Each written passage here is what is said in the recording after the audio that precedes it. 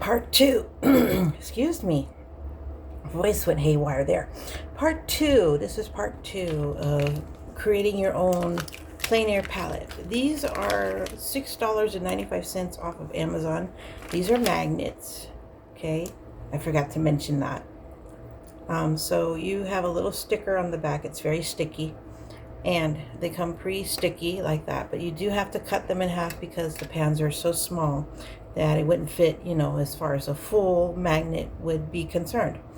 And you stick those on the back of the little pans and then put them in your Altoid, which is free, by the way. If you have, you could buy this Walmart and then use or put all your little mints in a bag or something, throw that in your purse, and then just use the Altoids case for your pans. Okay, so the next step is to take my watercolor colors, and I'm going to tell you which ones, because if you're doing plein air, you're going to be doing a landscape. Most likely you're going to be doing a landscape.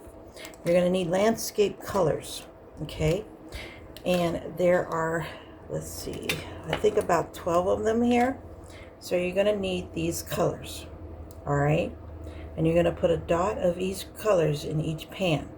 So you're going to start with the lightest to the darkest. Okay, so what I would start with is the orca yellow, or the lemon yellow. In this case, it's lemon yellow.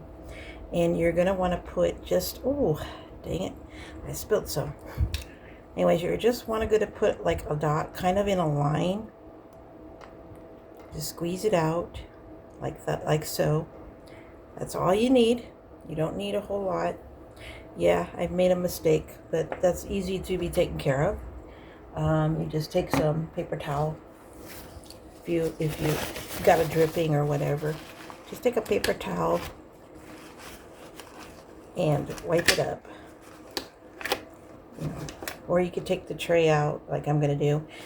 And I'm getting it everywhere. Oh my God, this is my first time doing this. So forgive me, I'm making a big mess. But you get the idea. We'll clean that up later. But you get the idea. You just need a wallop of it in that pan. And then you're going to take a toothpick. Not toothpick, popsicle stick. If I can find one. I don't think I have one right now. Let me see if I can find one. Okay, I don't have a popsicle stick, but I do have palette knives. Okay? And you're going to kind of spread that out. Like so. Okay? Doesn't have to be perfect. Nobody's perfect, right? Everybody makes mistakes and stuff. But you're going to spread that out in there, and I'm getting it all over my hands. I'm going to look like I've been painting today. But then you want to wipe your palette knife. You don't want to cross-contaminate, you know, your colors. And then the next color we're going to add is this this red. We're going to put the red in there. And I have to be careful because these are just flying out of the tubes. I don't know if they were under pressure because of the weather, because it's very hot, or what it is, but they're just flying out of the tube. Okay, so I'm going to need to wipe the lid of this one, because again, it came flying out of the tube. So this is going to be a lot of fun for me to do. I'll come back in a minute. Okay, so now let me slide this over so you can see it. I'm taking my palette knife, which looks like a real big mess right now, and I'm spreading the colors into the pan so that they are kind of flat. This is green. I've got yellow, red, or rose red, ultramarine blue, or ultraviolet blue, violet, sky blue, orange, and dark green or sap green. And I'm going to clean out this pan later, but those are all of your colors that you need for plein air. Now I would have added one more if it fit, and that would be the burnt sienna. So maybe I'll just put a pan up here on the top, because I do have an extra pan.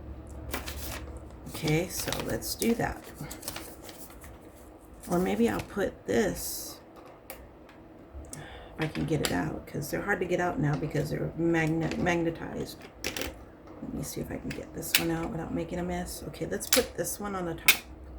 We'd put our mixing tray on the top. That would be perfect. Okay, and then I have 2 more. So let me show you how I do this.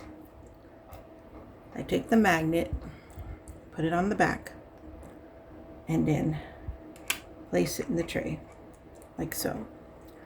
And let's do one more. Take a scissors. This is a sewing scissors. They cut through anything. And these magnets are pretty thick. And I'll put the magnet on the back, like so. Put it in the tray. Now, I have them spaced out. Now I can add 2 more colors if I want to. So I can add lamp black. Can add that, which will make gray stormy skies. And I can add the burnt sienna. We need the burnt sienna for trees. So we've got to add that one in there. So we'll do that. So now we've got all of our colors in the tray. I'm going to put a little bit more burnt sienna in there because I only put like a dab of it. It's already a mess, but that's okay. I'm going to put a little bit of more blue in too as well. I want to kind of fill up the tray so I have enough to paint with when I go out plein air. I probably need a little bit more of the yellow as well. But there you have it. Close this, and your top tray, your mixing tray. You can actually use this whole thing as a mixing tray. In fact, I could just take that out and just use the lid as a mixing tray. Don't really need that. What I need is the colors.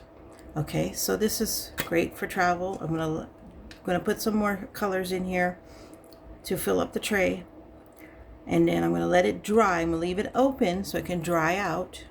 Don't close it. It won't dry out. It'll take forever to dry out. If you want it to remain wet, you take a washcloth, a real thin washcloth that you use for washing dishes, and you place that over the top of these trays. You soak it in water, place it over the top of the trays, and it will keep these moist. Okay, so that's a trick that people use when they're using acrylics plein air. They use a wet washcloth. Washcloth could dry out, so keep that in mind, because there's enough airspace for it that it could dry out. But it does work for acrylics and keeping them wet. All right, that's my tip for you this week. Go out there and make yourself a plein air tray. All right, take care. Bye. This is Vicki Stout with Happy Stout Art, and I'll talk to you later. Bye-bye.